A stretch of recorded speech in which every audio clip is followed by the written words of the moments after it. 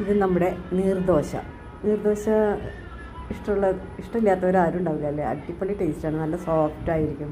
നമുക്കിതിൽ എന്ത് വേണമെങ്കിലും കൂട്ടി കഴിക്കാം. ബീഫോ അല്ലെങ്കിൽ ചിക്കൻ അല്ലെങ്കിൽ വേറെ എന്ത് മീറ്റിൻ്റെ കൂടെയും മസാല ചേർത്ത് വെക്കുന്നതിൻ്റെ കൂടെ നമുക്ക് കഴിക്കാം. ഇത് ബീഫാണ് കേട്ടോ. അപ്പോൾ ഞാൻ കഴിക്കാൻ പോകുന്നത് ബീഫും ഇതും കൂട്ടി നല്ല അടിപൊളി കോമ്പിനേഷനാണ്. പിന്നെ നമുക്ക് വേറെ വെജിറ്റബിൾ കുറുമയൊക്കെ കഴിക്കാം, അതിൻ്റെയൊക്കെ കൂടെ നമുക്ക് കഴിക്കാം. ഞാനിപ്പോൾ ഒരു കപ്പ് തേങ്ങ എടുത്തിട്ടുണ്ട്, അതെങ്ങനെയാണ് ഉണ്ടാക്കണത് നമുക്ക് നോക്കാം.